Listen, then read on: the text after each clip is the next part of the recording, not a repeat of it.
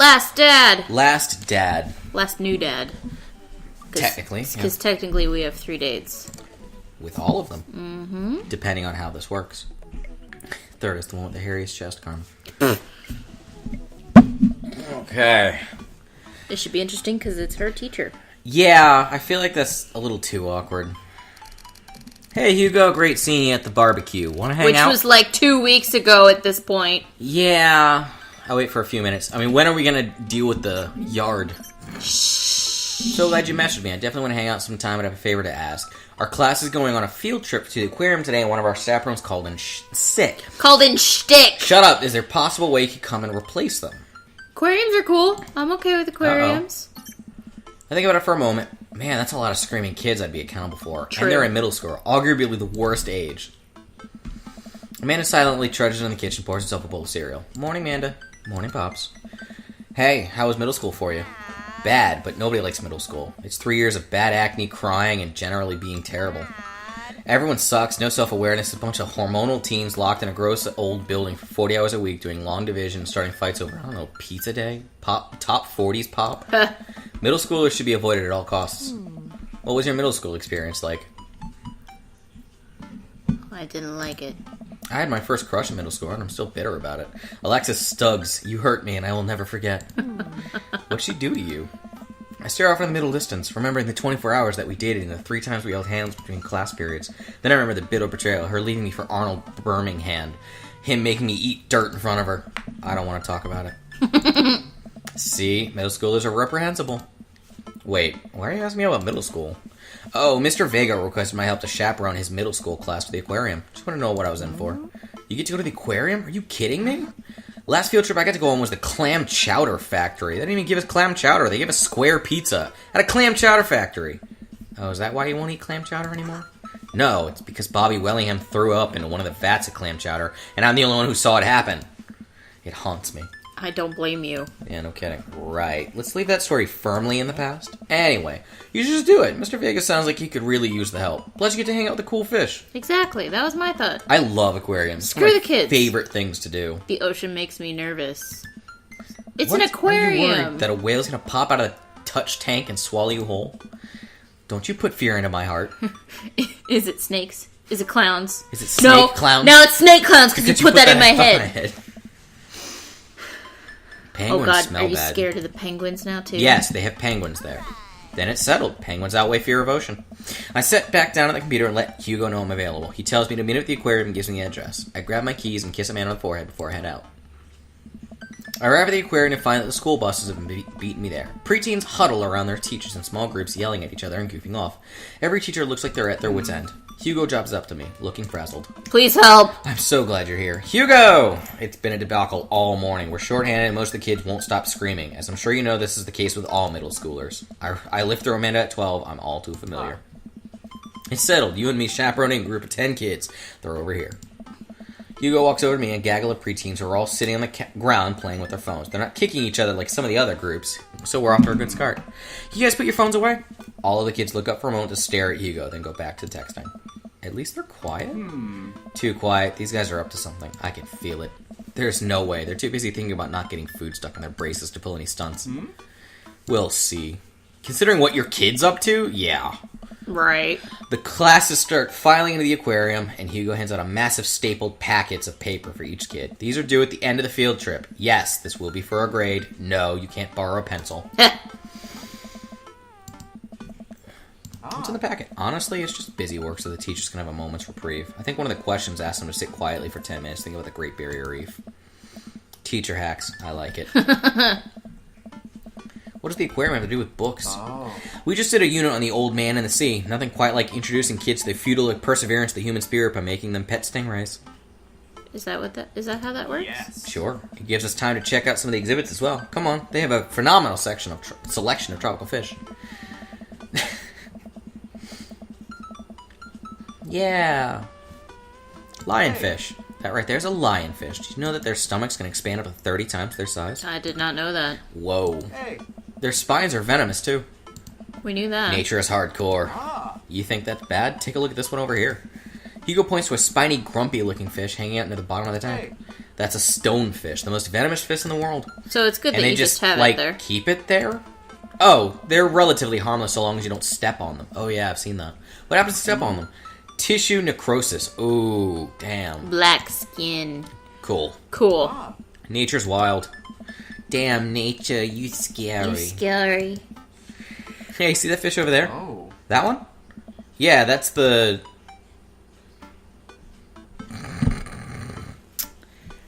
Blue-nosed wigglyfish is what I'm leaning towards.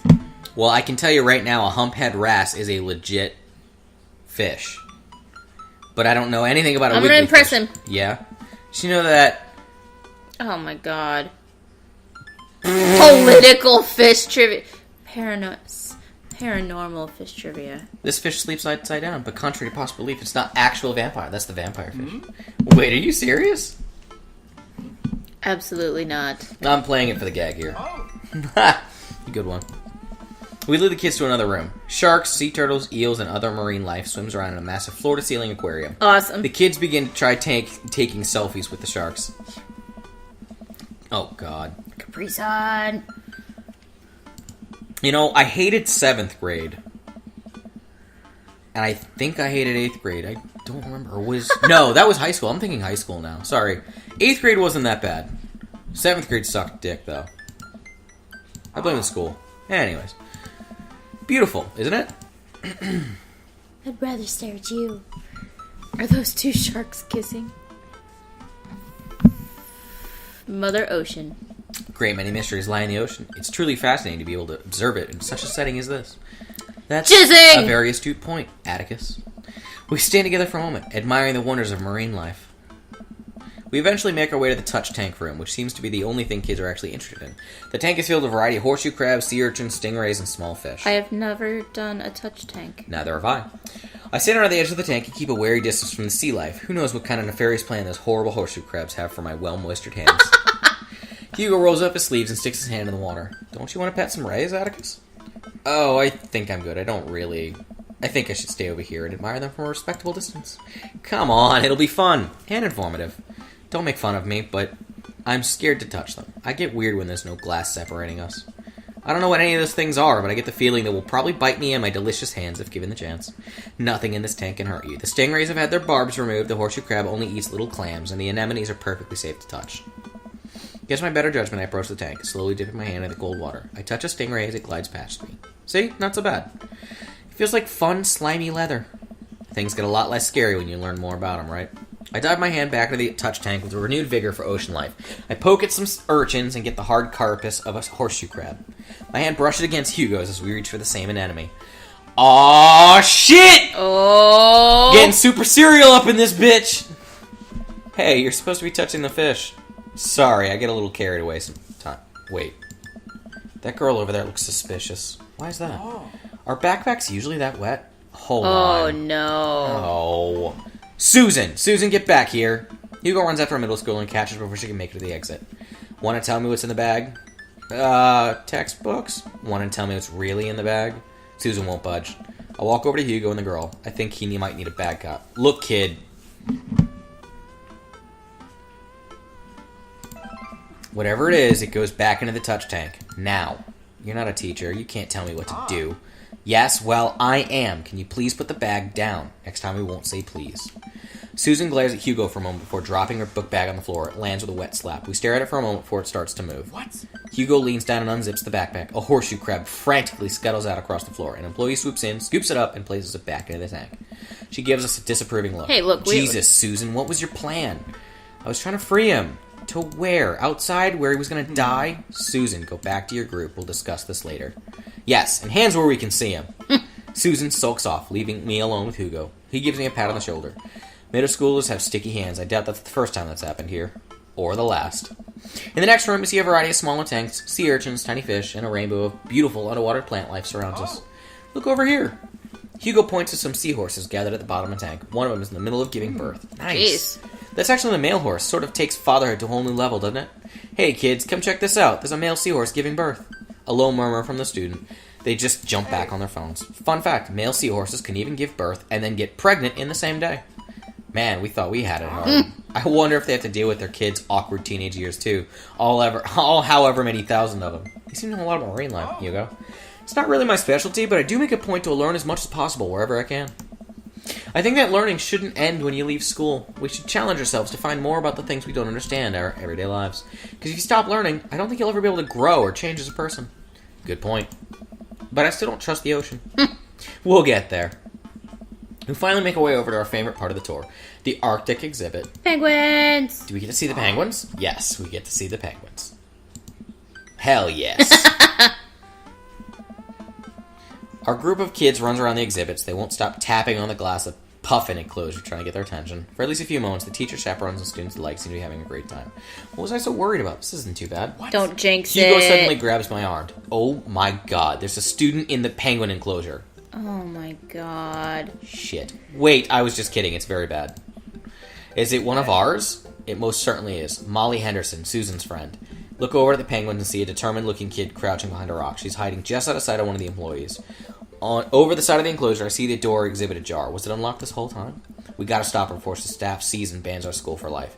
Hugo looks around. I'll create a distraction. Hugo runs towards the puffins and addresses the entire room. Everybody, everybody, everybody. I have an announcement. The whole room turns towards Hugo. Here's a few facts I bet you didn't know about penguins. Everybody just stares at Hugo, confused. Well, this is my shot. I run in the enclosure and greeted by a cold blast of air. Psst, hey! The girl whips around to look at me. Her nose is pink from the cold. You can't be in here. Neither can you. I try to walk over to the girl, but the ground is so icy I just end up slipping. I catch myself before I hit the ground, but the girl still laughs at me. Contrary to popular belief, penguins are birds. Birds are traditionally known to fly, but penguins cannot. So I can understand some confusion when we're discussing the birdness of penguins. The crowd is still somehow enraptured. Kid, what are you even doing? I'm letting the penguins go. They deserve freedom. Freedom! Where are they even going to go? They're going to live in my closet. Look, I don't even have the time to argue about this. We got to get out of here. Not until I save a penguin. Little known fact is that penguins only live in cold climates. With some exceptions. So they don't all live in cold climates if you're splitting hairs here. Did I mention that they don't fly? The crowd is starting to lose interest. I'm running out of time. What are we doing? Try to relate? Your call. Your dad's I don't know. Bribe her. Try to relate. I think back to the time I released all the feeder mice from the pet store. It was a disaster. I was 6, but it was a disaster. Molly, you know, life can be cruel. Money, give me money. I will give you $20 right now if you leave with me. Molly thinks for a second. Okay, well, give it to me right now. I reach in my pocket and pull out everything I have, examining each bill. Okay, well, I have 12 and some change. Also, there's a button here. Is that enough? Pay me the other 8 later and we have a deal. We move towards this shake our agreement before I suddenly realize there's a wave of penguins on their way out of the enclosure. We have to block these birds. Oh god, it's a game! Block the birds, Carmen! I feel it! What am I doing? Do something! Do something! What the fuck? What? Fire! Oh, okay, you have to push them back by firing. Oh my god. Get him, Carmen! You don't have time for this shit! Oh, good lord. Release your stand! Show them what's up! Good lord. Fuck you, Molly. Fuck you, Molly. God. Damn those penguins.